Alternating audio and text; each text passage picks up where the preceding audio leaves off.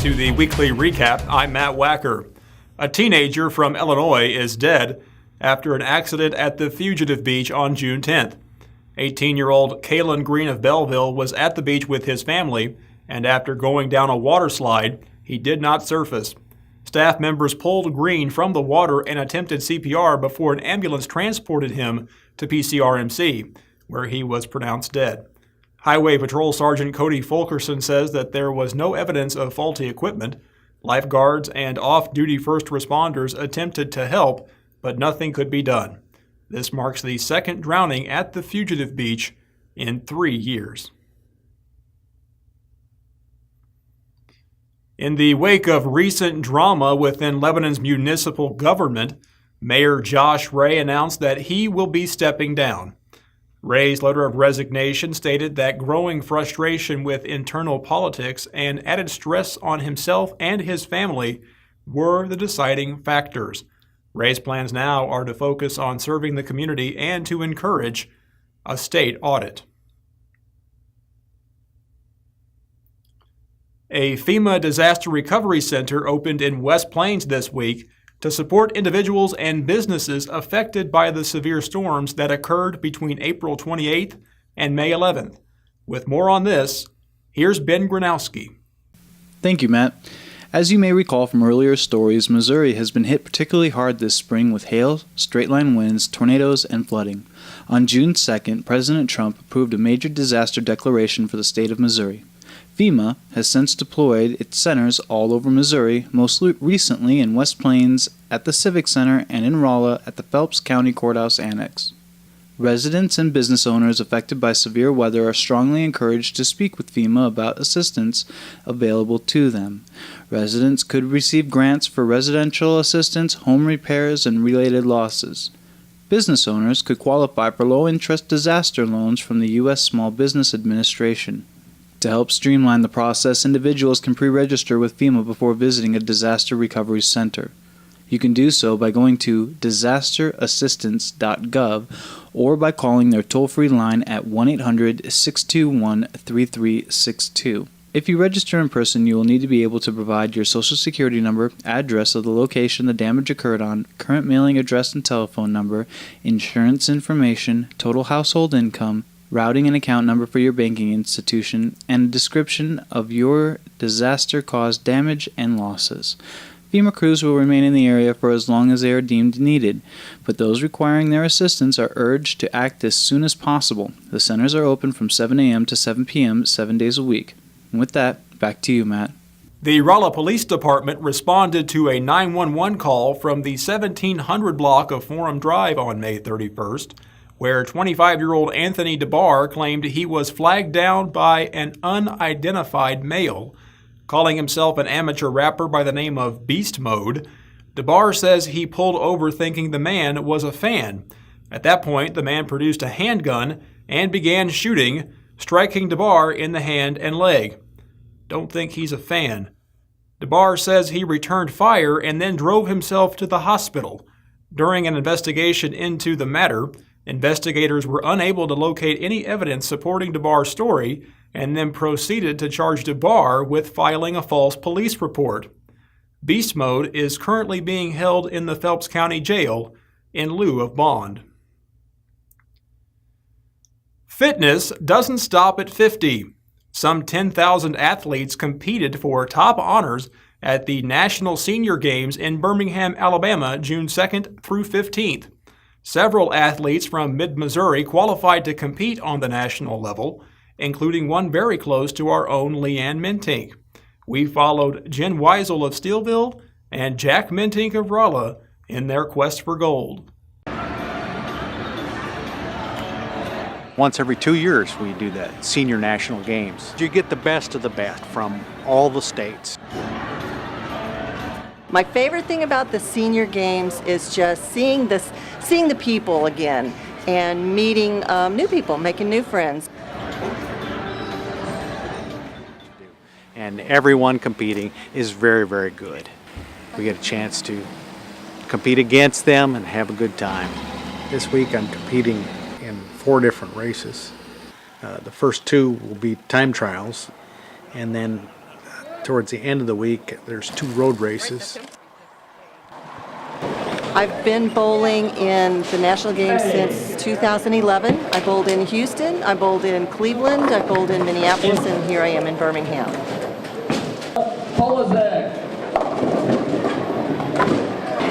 I was in the top group for about 90% of the race, and one last hill. They shook me on the last hill, and then I couldn't hang the pack. And then I dropped back quite a bit. So, but it was fun anyway. It was a very enjoyable race.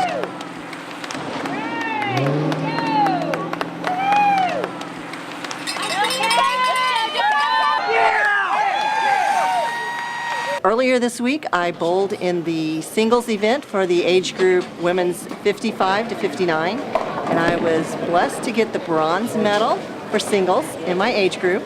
I also compete in the mixed doubles events, so hopefully I'm going to bring another medal back to Missouri, shooting for the gold always. You always look back and think that you could have trained a little bit harder, but it was fun. June 14th marked the 242nd birthday of the U.S. Army, as well as National Flag Day. The Army was founded in 1775 during the Revolutionary War, making it older than the U.S. itself, and was first commanded by George Washington.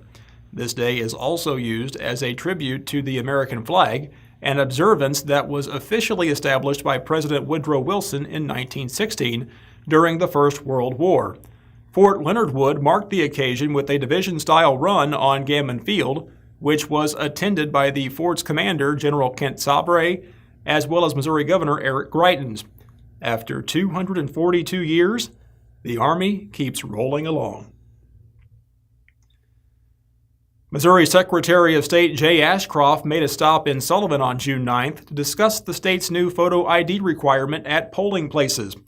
This new law took effect June 1st, requiring voters to show a government-issued identification card that includes a photograph of the person voting. As part of the law, the state is offering free ID cards. Ashcroft's stop in Sullivan was part of a 5-day informational tour. A Sullivan teen has been charged with an assault that allegedly took place on May 26th during the Bourbon High School graduation. The suspect is accused of kicking a student in the head, knocking him unconscious, and leaving him with a skull fracture. The accused has not been named and has been charged with first-degree assault and is being held on a $35,000 bond. As we make our way into summer, proud owners of vintage cars make their way onto the roads. When a few of those owners congregate, we get a car show. Here's Dylan Lorenzen with more on this summertime tradition. Thanks, Matt. Here at the 30th Annual Wheels and Deals Car Show and Swap Meet, we have over 100 cars and trucks competing to win one of the 80 trophies that'll be awarded. The event was held at the Civic Center in West Plains and is a great way for car enthusiasts of all ages to enjoy a wide variety of automobiles. Here are a select few that caught our attention.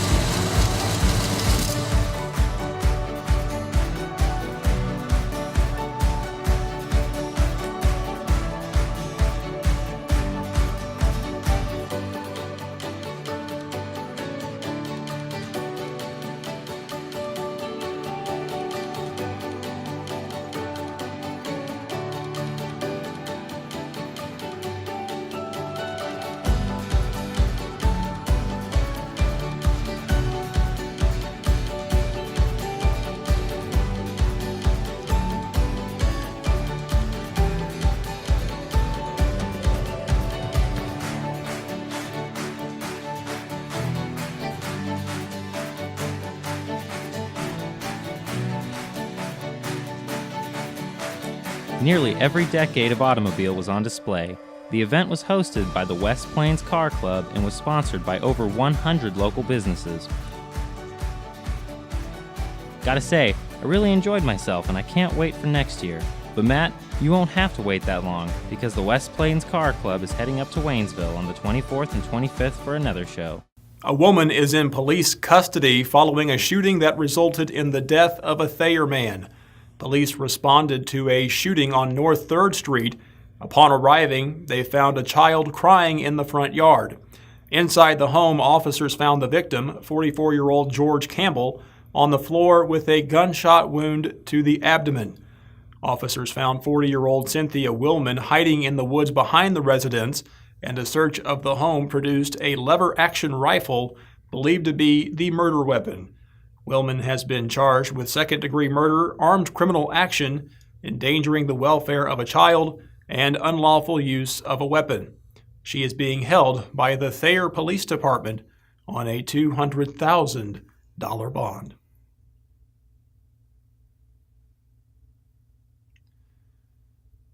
Finally, a Kansas City man is living proof that marital bliss is sometimes very elusive.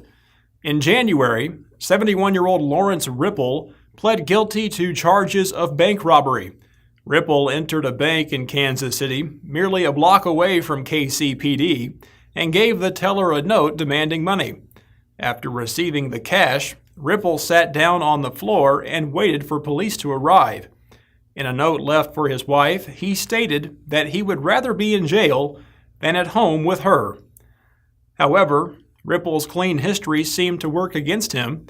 Having no criminal record and a responsible home life, the judge took no pity on the accused, sentencing Ripple to something far worse than incarceration, 6 months of home confinement. I really hope these lovebirds can work it out. That's all for now. I'm Matt Wacker. Thanks for watching the weekly recap. I'll see you next time.